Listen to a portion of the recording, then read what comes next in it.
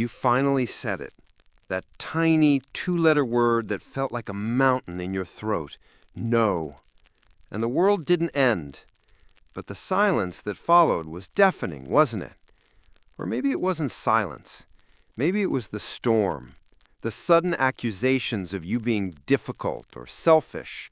The dramatic sighs. The guilt trips wrapped in fake concern. You followed the advice, you stood your ground, you drew the line in the sand, and now you're standing there, alone, with the echo of a slammed door in your ears, wondering, was it worth it? I've been there. I know that feeling. It's that hollow space in your chest where a friendship, a relationship, a family bond used to be. It's the phantom limb of an approval you no longer seek, but still ache for. The world tells you to cut off toxic people, and it's good advice. It truly is. But nobody ever really talks about the cleanup.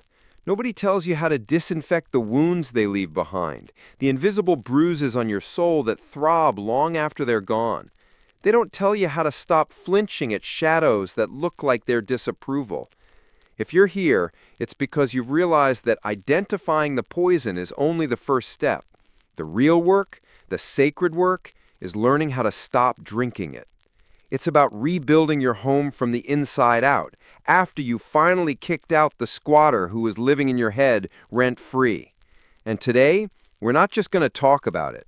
We're going to walk that path. Because what I'm about to share isn't just a list, it's a map. A map that leads you out of the wreckage and back to the one person you've neglected for far too long. You. So stay with me, because the first step is the most confronting of all. Before you can rebuild, you have to walk through the ruins. You have to do a full damage report. For years, maybe your entire life, you've been an expert at reading their moods, but a complete stranger to your own. Your emotional dashboard was wired to their engine. So now you have to sit in the quiet and ask yourself the hard questions. Where does it hurt? What lies did I start to believe about myself? Did I start thinking I was too sensitive just because they dismissed my feelings? Did I believe I was uninteresting because they only ever talked about themselves? You have to write it down. See it in black and white. This isn't about blaming them. That chapter is over. This is about acknowledging the weight you've been carrying. It's the moment you look at the cracked foundation and say, okay, this is where we start. Once you've seen the damage, you have to create a sterile environment for healing. This is the hardest part for people like us, the pleasers, the fixers. You have to go into what I call the healing chamber. This means a period of radical, unapologetic distance. It's not a punishment, it's a quarantine. You can't heal from a snake bite while the snake is still in the room. This is where you archive the chat, mute their stories. You remove the constant low-grade drip of their influence from your daily life. Your brain has been trained to seek their validation, like a lab rat hitting a button for a pellet of approval. You have to break that cycle. The silence will feel uncomfortable at first. It will feel loud. But soon, in that quiet, you'll start to hear a different voice, a much softer one. It's your own. And when you start hearing that voice, you begin the most beautiful phase, the archeology of the self. You start digging for the person you were before you learned their language of guilt and obligation. I remember finding my old sketchbook tucked away in a dusty box. I hadn't drawn in almost a decade. Why? Because an important person in my life once casually remarked that it was a messy hobby. Without even realizing it, I had packed away a piece of my soul to make them more comfortable. What's in your dusty box? It reminds me of someone I knew. Let's call her Jane. After leaving a relationship that drained her, she looked lost.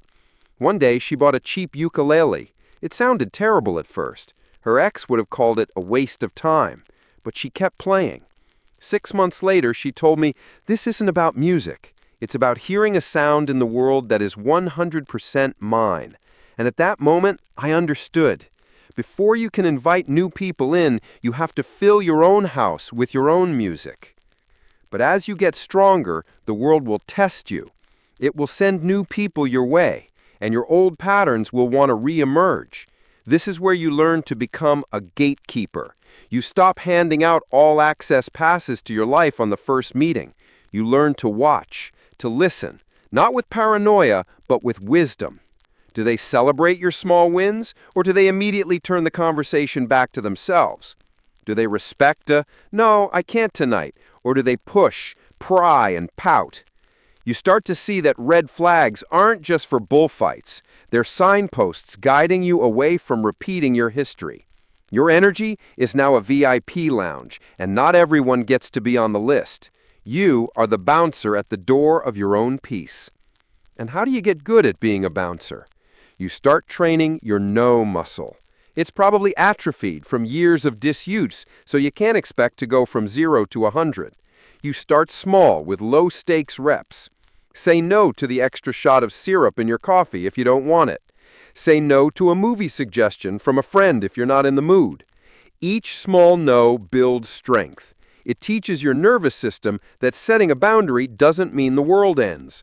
You'll feel a tremor of guilt at first. That's the old programming trying to pull you back. But you breathe through it. And with each no, you're not pushing someone away. You're pulling yourself closer.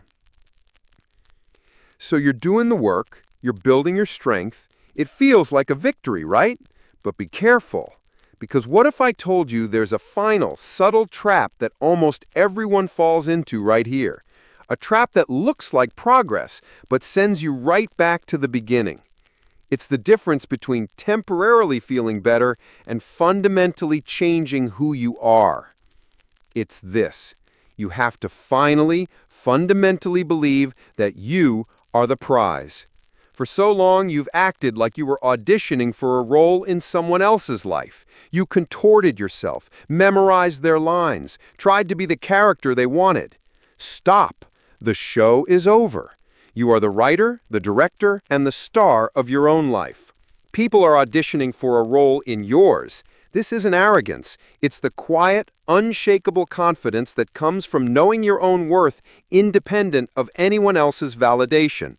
When you truly embody this, you stop chasing. You start attracting. You radiate a frequency of self-respect that is invisible to manipulators and magnetic to healthy, whole people. And that leads to the last, most crucial step. You have to guard your power plant, your peace, your energy, your self-worth. This is your core reactor. Toxic people are energy vampires who love to cause blackouts. Your job now is to protect your power source at all costs. This means scheduling time for yourself with the same seriousness you'd schedule a meeting with your boss. It means learning what recharges you. Is it solitude, nature, creativity, exercise? And treating it not as a luxury, but as a non-negotiable necessity. You are no longer an emotional soup kitchen handing out bowls of your energy to anyone who shows up with a sad story. You are a power plant, generating light first for yourself, so you have enough to share with those who truly deserve it. Leaving behind what hurts isn't a sign of failure. It's the ultimate act of faith in yourself. The space they leave isn't a void, it's a canvas, and you now hold all the brushes, all the colors. That crack in your spirit, the one you thought broke you, isn't a weakness. It's where the light gets in. It's the fault line from which you will grow back stronger, more authentic, and more unbreakable than you ever thought possible. You didn't just survive them. One day you might just realize they were the catalyst that forced you to become the hero you were always meant to be. And that is a story worth living. And now I want to ask you, what is the first color you will put on your new canvas? Write it in the comments below. Let's fill this space with our new beginnings.